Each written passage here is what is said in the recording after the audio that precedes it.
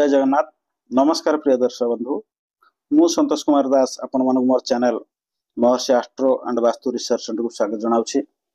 दर्शक बंधु, आज एपिसोड रे पार्ट 1 रे आमे आलोचना करिबा धनु राशि व्यक्ति मानक संपर्क रे सेमानकर आकृति केमतिया, सेमान देखिया केमतिया हेतांती, प्रकृति केमतिया, प्रेम जीवन केमतिया, पारिवारिक संपर्क, वैवाहिक जीवन ए सब सेमानकर केमिति हेता एई पांचटा पॉइंट विषय आमे आज आलोचना करिबा। आमे कुंडली रे राशि चक्र नवम राशि है धनु राशि। बुझिपारे कि नवम राशि है धनु राशि। आमे सब कुंडली यही घरटा प्रथम घरटा मेष राशि। ये अनुसार आप गणित मेष, वृष, मिथुन, कर्कट, सिंह, कन्या, तुला, बिछा, धनु। बुझिपारे कि तो नवम राशि है धनु राशि। सब राशि गुड़ा 1 2 3 4 एमती लिखे आप एक संख्या अनुसार मन रखिदे, बहुत सहज हम। तो नवम राशि है धनु राशि। धनु राशि आपणकर राशिधिपति किए ना बृहस्पति।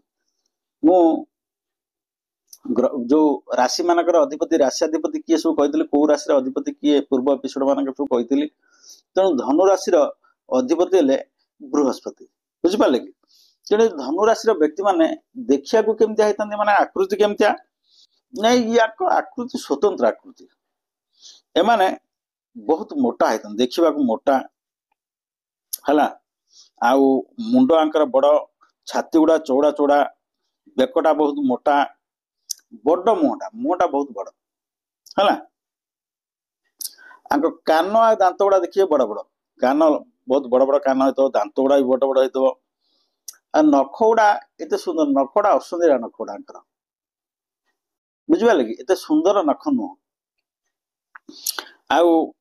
आंकर ओठटा बहुत मोटा, अपन ओठ गुड़ा बहुत मोटा मोटा ओठ होइदबो। आंकु देखिदेले अपन जानदे ये धनु राशि व्यक्ति। बुझिपारे कि जदि राशि विषय आपन धारणा था, आंकु देखिले आपण जानदेबे ना ये लोकटा धनु राशि व्यक्ति। बुझिपारे कि आंक स्वर बहुत स्पष्ट। एमाने आमे कथा कहला टिके लगुच पार्टी लगुच कि स्पष्ट कही पारने, से माने प्रत्येक शब्द, प्रत्येक अक्षर सब स्पष्ट भाव में उच्चारण करें। धनु बृहस्पति है मानकर राशिधिपति। तेणु बृहस्पति जाति रे ब्राह्मण एवं ग्रह मानकर गुरु, वेदशास्त्र पारंगम। तेणु एमानकर कथबार्ता एकदम स्पष्ट। कान गुड़ा बहुत बड़ बड़, दांत बड़ मोटा देखिया, मुंडटा बहुत बड़, मुह भी बहुत बड़ बड़ मुहटा, आम छाती चौड़ा, बेकटा भी बहुत मोटा, मोटा टिके। बृहस्पति होउचंदी कौन आपणकर धनु राशि व्यक्ति मान मोटा। बृहस्पति जार राशिधिपति मोटा कर दियंती, मेद कर दियंती शरीर रे। माने देखिया एमतिया है। मैक्सिमम टाइम एमाने कौन एक्सीडेंट एमानकर हवार संभावना बेसी थाए धनु राशि व्यक्ति गुड़ा है। गाड़ी घोड़ा चलेला बेले कि जीवा आसिया बेले, खाली कौन गाड़ी चलेला बेले एक्सीडेंट हो कि आपण जाउचंदी को गाड़ी आसी कुटदो, आपण जाउचंदी आपण पाचरू गोड़ खसीगला, आपण पड़ी गले, सी गोटे एक्सीडेंट। एक्सीडेंट एमती आम देखा गले एक्सीडेंट विभिन्न प्रकार, आर्थिक दुर्घटना थाए, मानसिक दुर्घटना थाए, शारीरिक दुर्घटना विभिन्न प्रकार होता है। तेणु प्रायतः माने शारीरिक दुर्घटना शिकार बहुत होता है। आकृति से माने प्रकृति केमतिया ना, ये जो धनु राशि व्यक्ति माने बहुत बड़ बड़ कथा चिंता कर बहुत उच्चा भिलाषी माने है। आंकर सब गोटे भल गुण है जिज्ञासु, जानवा चेष्टा, ज्ञान पिपासु, माने बहुत जानवा चेष्टा कर। गोटे बही धरी बसीगले मैंने न सारे पर्यटन ये पीछा छाड़े। गोटे विषय किए कौन कहीदेला सी सांगे सांगे गूगल सर्च कर ये जिनसा कौन आजिकल गूगल हो गला, से बही देला, बही धरी पढ़ुले। जिज्ञासु माने ज्ञान पिपासु माने जानवर जिज्ञासु क्या जानवर इच्छा शक्ति प्रखर, कौन विषय जानवर इच्छा शक्ति जाते जिज्ञासु है। निर्भीक माने क्या डरती नहीं, सब माने पढ़ार व्यस्त। जहाँ गोटे पेपर गोटे पढ़ो कि पढ़ो ये धरी बस पढ़े। बुझिपारे कि ज्ञान पिपासु माने बहुत अध्ययन प्रिय, गवेषणा जेकोसी विषय गोटे रिसर्च करती, पीएचडी पीएचडी प्रोफेसर एगार सब होता। धनुराशि व्यक्ति प्रायतः प्रोफेसर होता, गवेषणा करेंगे है। स्पष्टवादी ମିଛ କୁହନ୍ତିନି, ଏମାନେ ସ୍ପଷ୍ଟ ଯାହା କହିବେ ସତ କହିବେ। ତାଙ୍କ କଥା ଗୁଡ଼ା ବହୁତ ସ୍ପଷ୍ଟ ହେଲା। ଆଉ ଏମାନେ ଧର୍ମପରାୟଣ, ଏମାନେ ଈଶ୍ୱର ଭକ୍ତି ଆଙ୍କ ପାଖରେ ଦେଖାଯାଏ। ଆଉ ଲୋକଙ୍କୁ ଦାନ ଧର୍ମ ଏସବୁ କରିବାରେ ଏମାନେ ସିଦ୍ଧହସ୍ତ। ଆଉ ଏମାନେ ଆଦର୍ଶ, ମୋଟାମୋଟି ଭାବରେ କହିବାକୁ ଗଲେ ମାନେ ଆଦର୍ଶ ଜୀବନ ଯାପନ ବିତେଇଥାନ୍ତି, ବହୁତ ଆଦର୍ଶବାଦୀ ହେଇଥାନ୍ତି ହେଲା। ବାହାରକୁ ଏମାନେ ଡରକୁଳା ଦେଖାନ୍ତି, ଭାରି ଧୀର ସ୍ଥିର ଚୁପଚାପ ଶାନ୍ତ, କିନ୍ତୁ ଏମାନେ ଜମା ଡରକୁଳା ନୁହନ୍ତି ହେଲା। ଏମାନେ ଚାଲାକ ବି ଆଉ ବଳବାନ ବି। ଯିଏ ଏତେ ବଡ ଶରୀର ଧରିତା ବଳ ନଥିବ କି, ମାନେ ବଳବାନ, ଚାଲାକ ଆଉ ଉଦ୍ୟୋଗୀ, ଯେକୌଣସି କାମ କରିବାକୁ ଏମାନେ ତତ୍ପର, ବୁଝିପାରିଲେ, ଉଦ୍ୟୋଗୀ ହେଇଥାନ୍ତି। ଏମାନେ ଆଙ୍କୁ ଟିକେ ଟେକି ଟାକି କହିଲେ, ଖୋସାମତ କଲେ, ଏମାନେ ସବୁ କାମ କରିଦେବେ, ବୁଝିପାରିଲେ କି। ଆଉ ଆଙ୍କୁ ଯଦି ଟାଣ କଥା ଦ୍ୱାରା କଣ ଗୋଟେ କହିବ ଆଙ୍କୁ କରିବାକୁ, ଇଏ ଜମା କରିବେ ହେଲା। ଆଙ୍କୁ ଟିକେ ଟେକି ଟାକି କହିଦେଲେ କି ଖୋସାମତ କରି କହିଲେ, ଏମାନେ ଆପଣଙ୍କର ସବୁ କାମ କରିବେ, ଝାଡ଼ା ପୋଛିଦେବେ। କିନ୍ତୁ ଆକୁ ଟିକେ ଯଦି ଟାଣିକିରି କହିବ, ଇଏ ଜମା ଜମା ଆପଣଙ୍କ କଥା ଶୁଣିବେନି ହେଲା। ଏମାନେ ତାଙ୍କର ଗୋଟେ ସବୁଠାରୁ ବଦଗୁଣ ହେଲା, ଇଏ ଯଦି କୌଣସି କାମରେ ଦେଖୁଛନ୍ତି ମୁଁ ହାରିଯିବି, ବହୁତ ରାଗିଯାଆନ୍ତି। ତାଙ୍କୁ ଇଏ କେବେ ହାର ସ୍ୱୀକାର କରିବାକୁ ଚାହାନ୍ତିନି। ଏ ଯୋଉ ଧନୁ ରାଶିର ବ୍ୟକ୍ତି ମାନେ, ଇଏ ଯଦି କୌଣସି କଥା ଦେଖି ମୁଁ ହାରିଯିବି, ଇଏ ସେଠି ବହୁତ ରାଗିଯାଆନ୍ତି, ବହୁତ ମନ ଦୁଃଖ ହୁଅନ୍ତି।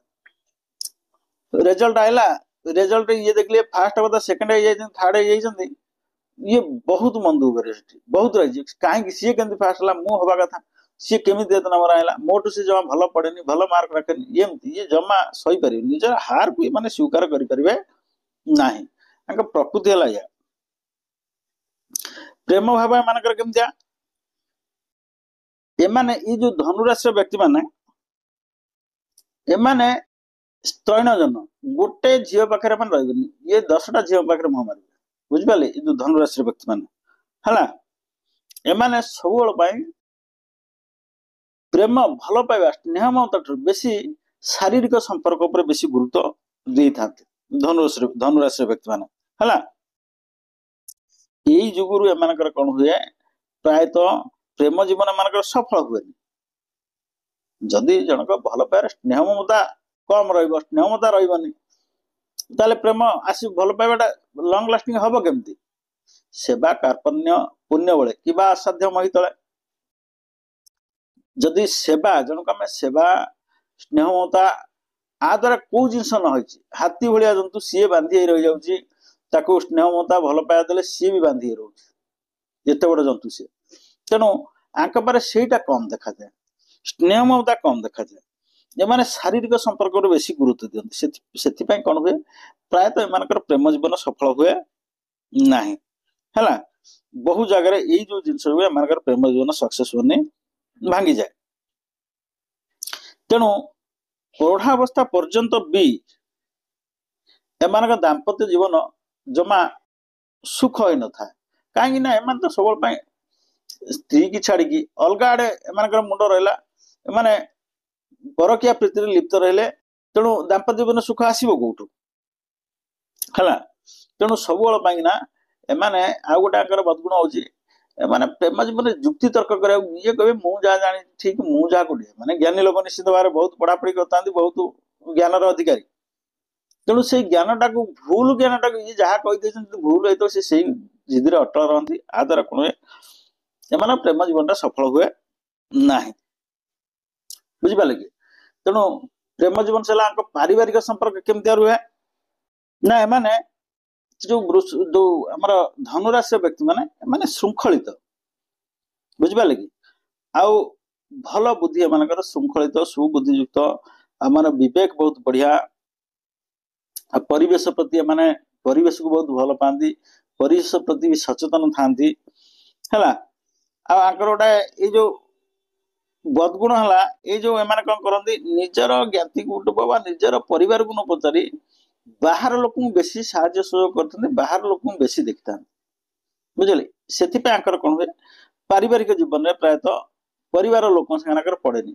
ଘରୁ ଗୋଟେ ଜିନିଷ ଆଇ ତମେ ତମ ନିଜ ଲୋକକୁ ନ ଦେଇ ବାହାର ଲୋକକୁ ଦେଇଦବ, घर किए गोटे कौन बुलिया कौन गोटे भल जिन देखला मागिला तुम घर थुआई ना ना तू नहीं जा सब लोग से घर लोग अशांति हे असंतुष्ट हे तेणु प्रायतः एम कौन करती घर निज लोक निज परिवार लोक निज बंधु बांधव छाड़ी बाहर लोक बेसी साहाଯ୍य कर बाहर लोक बेसी शोईंग करते देखिए बाहर लोक बेसी दया धर्म एगुड़ा सब दबा नवा ये सब बाहर लोक बेसी कर परिवार भर भल संपर्क रुहे ना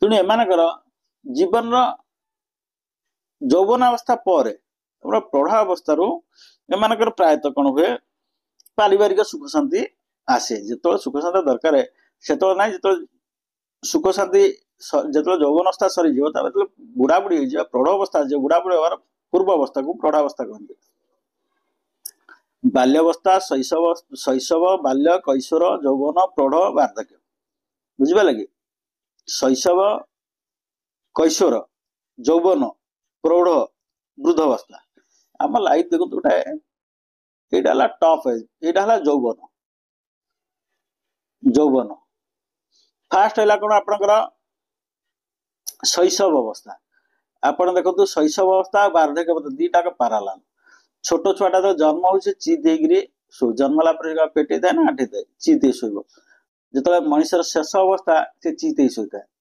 है छोट छुआटा आंठे आंठे आंठे आंठे चलो कड़ले उठेब आंठे आंठे चलो बुढ़ा लोक जो सी ऊपर को जीव शेष अवस्थार पूर्वावस्था सी कौन करे सेमती आंठे आंठे चले नई नई चले आंठे आंठे चले पिलाटा ठुकुटुकु बाज चले बुढ़ा बाड़ी धर ठुकुटुकु बाज चलो तार आसो कैशोर अवस्था सी कौन करे 10 थर अना आगे छिड़ा हो यौवन तार बाल्यावस्थार शेष अवस्था यौवन अवस्था कौन आद्य अवस्था कैशोर टीन एज 13 to 19 13 14 18 एज तेणु सी कैशोर को छाड़ू यौवन को माड़ू कैशोर चपलामी छाड़ी आस्ते आस्ते किसी अच्छी यौवन आस्ते आस्ते आरंभ ये समय कौन करे पिलाटा पद्मपत्र पानी टलमल टलमल हुए से भाई मानसिक स्थिति थाए तेणु सी क्या कथा शुणवानी ये समय भारी डेंजर यही समय पिला को तुम इमोशनाली हैंडल करिया दरकार सी 10 थर अना आगे छिड़ा तो मुंड कुंड दब कौटे ड्रेस पटा साइज कर यही समय आपको समान कराई मनुष्यर प्रौढ़ अवस्था वार्धक्यर पूर्व अवस्थाटा बहुत लोग भूल भटा करते प्रौढ़ अवस्था देखिए बहुत लोग बदनाम हमें प्रौढ़ अवस्था ये भी कैशोर अवस्था जमती प्रौढ़ अवस्था सेमती आप चलेगा यौवन अवस्था टफ एज ये समय मनुष्य संपूर्ण पूर्ण अवस्था था ज्ञान बुद्धि विवेक साहस पराक्रम सबू यही समय पूरा पूर्ण होकर था यौवन अवस्था बुझा लगे तेणु जीवन शेष अवस्था एमाने आस्ते आस्ते आस्ते आस्ते परिवर्तन होती प्रौढ़ अवस्था जो सरी सरी आसे से पारिवारिक जीवन भल ही थाए एम वैवाहिक जीवन केमतिया ना ये जो धनुराशि व्यक्ति माने भारी एक जिदिया ये माने जो माने ज्ञानी टिके ज्ञान थी से माने कहे मु जहाँ कहूँ ठीक एमाने एक जिदिया होता भारी जिदिया मानकर ये जो कथा जिदी धरते तादर से पछकु जाती से स्त्री हो कि पुरुष हो से कौन हुए वैवाहिक जीवन एमानकर प्रायतः मतांतर मनांतर सृष्टि हुए वैवाहिक जीवन में झगड़ा झांटी सृष्टि हुए कहीं क्या पाखे मुंड नुआ देवा प्रस्तुत हमें टी हाँ मुझे नरम हो से रागी सी जहाँ कह देखिए मुंड नुआ दिए सहला कम ना से मु आग डाकबी खाया सी तार खाऊ कि न खाऊ स्त्री कह मु डाकबी सी तार खातु न खातु एमती एक भारी एक जिता कहीं क्या मुंड नुआ के प्रस्तुत हमें से दाम्पत्य जीवन एमानकर अशांति देखा दिए बुझे लगे गोटे झगड़ा है झगड़ा केमी समाधान हम हाँ से गोटे जहाँ कह सतरे कह से कही मुंड काटदब ना कौन मुझे तो मर्डर करदे सतरे मर्डर करदे कहीदेला ता कथा बोली जा देखिए मुंड नुआई देवा ता कथा स्वीकार कर हेनी यही जिद जुगुर एम कौन हुए स्वामी स्त्री भितर प्रायतः मतांतर मनांतर देखा दिए और संपर्क भल रुहे ना बुझे लगे तेणु एमाने भारी स्वेच्छाचारी होता निज इच्छा को जाहिर करने चाहती मु जहाँ चाहूँगी से ही हम है कि से स्वामी हो स्त्री हो तेणु ये जो स्वेच्छाचारी मनोभाव ना एमानकर दाम्पत्य जीवन सब मनमालिन्य कटि था है एई जो धनु राशि झील मैंने बुझिपारे कि जदि धनु राशि झील मैंने मेष राशि पुओ मान विवाह करती ताहले एमानकर जीवन सुखमय होता है कि धनु राशि पुओ माने सिंह राशि झील मान विवाह करते एमान जीवन सुखमय होता है। आ व्यतीत यही राशि पुओ हो कि झुओ हो कुंभ राशि मीन राशि कन्या राशि आउ तुला राशि यही राशि पुओ मान झील मान सहित विवाह करे विवाह कौन राजजटक होता है किंतु आपणकर मेष राशि आ सिंह राशि भली एते भल ही न था। तेणु दर्शक बंधु आमे धनुराशि व्यक्ति मानकर पार्ट 1 धनुराशि व्यक्ति मान आकृति प्रकृति प्रेम पारिवारिक संपर्क वैवाहिक जीवन ए विषय आलोचना कले।